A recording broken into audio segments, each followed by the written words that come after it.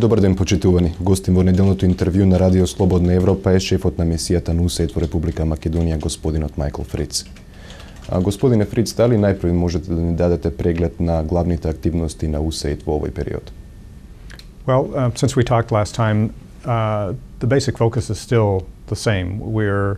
Our strategy has been built around Macedonia becoming a NATO and EU member, and the issues that Macedonia faces in that process from a developmental standpoint.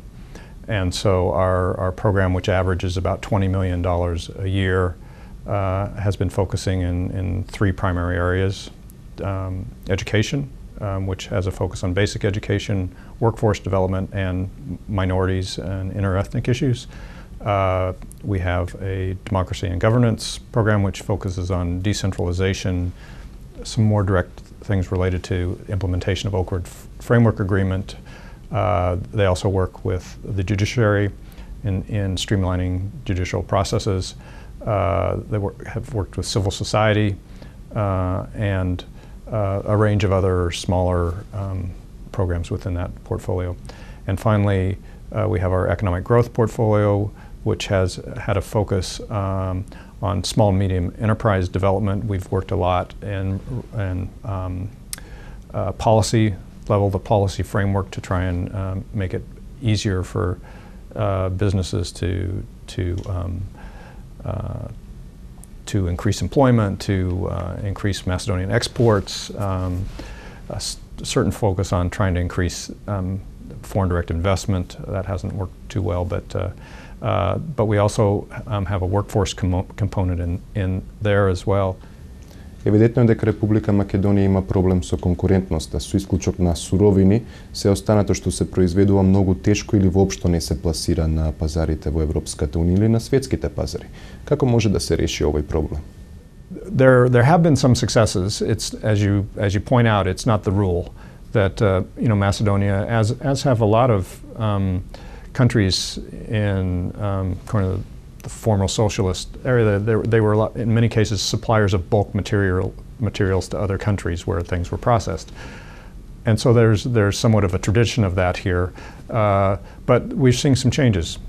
We've done work with the apparel industry, textiles, and we've helped textile companies in business-to-business interactions with companies from the UK, in which they're now doing what's called full package, which means they do the design and provide a finished product that has much higher value and consequently provides more revenue to the companies in Macedonia. So we're seeing some success in that area. There was an order for 100,000 shoes in that just recently, which had a let's see, I've got the figure here somewhere, had a value of 2 million euros. So that's fairly significant. And so these are, I hope, and we expect to be kind of the beginning of a new trend of trying to move Macedonian businesses into finished goods rather than, as you point out, raw materials. But we've seen success in some other areas, and there's no reason why it can't be done. Во последно време се актуализираше откупот на земјоделските производи, посебно на грозјето. Судејќи по медиумските извештаи, владата беше прозивана за тоа што не го подпомогнала откупот. Дали владата е одговорна да го помага откупот на грозјето и на другите суровини? Well, I mean, the government needs to decide what kind of strategy it wants to have. I mean, it is typical of many countries that have industries in those areas that the government does provide significant support.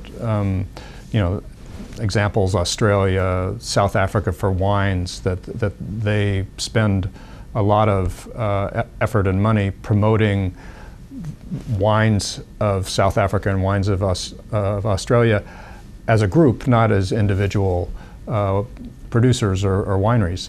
And obviously, in the impact on the world market has been significant for those. Argentina, other so there is, I think there's a place for that now. I mean, we just heard yesterday that Mac Invest, which has now the mandate for the government to help with not only foreign direct investment but also with exports.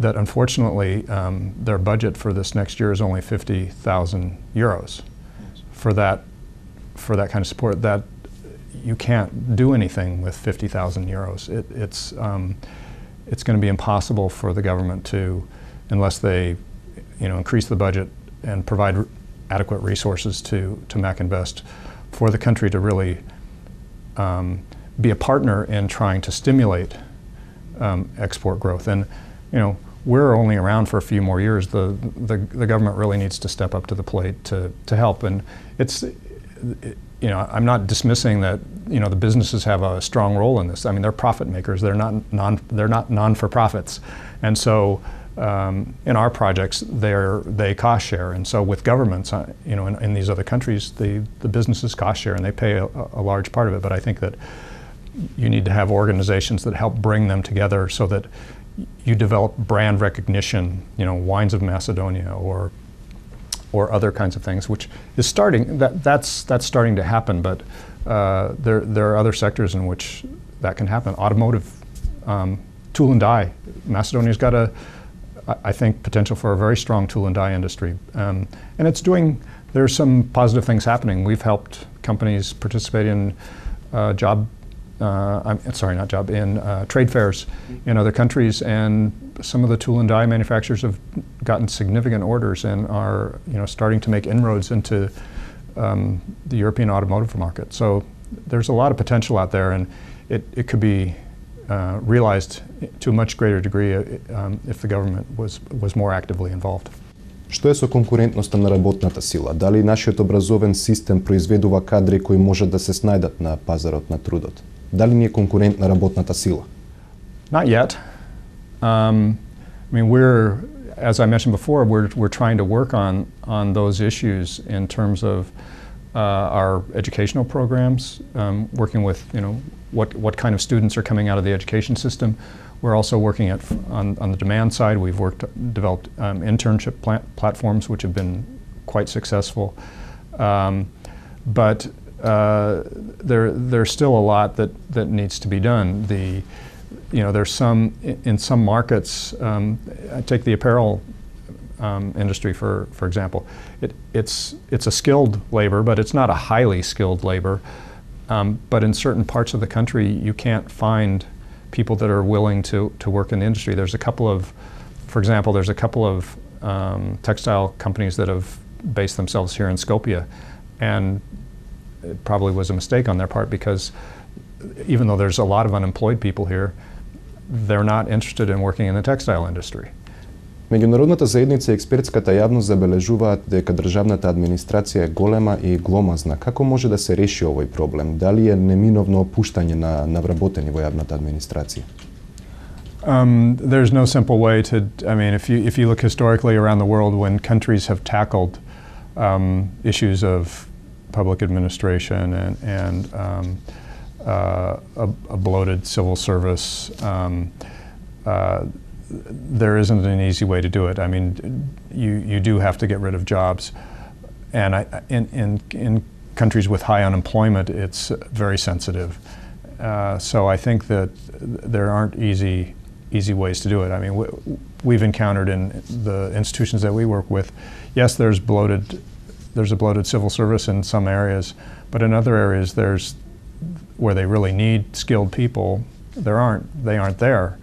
And partially it's that government salaries are not competitive sometimes with others. Sometimes there's hiring freezes because of the economic situation now and the budget situation within the country. So it's something that the country is going to have to deal with at some point. And there's lots of reasons why it exists now, but ultimately, somebody's going to have to make the difficult decision that it's time to deal with it, and it may not. I think it may be a very difficult decision for them to take right now. I think it would be a very unpopular move. Господине Фриц, ви благодарам. Тоа беше се за ова издание на интервјуто на Радио Слободна Европа. Повторна средба за 7 дена.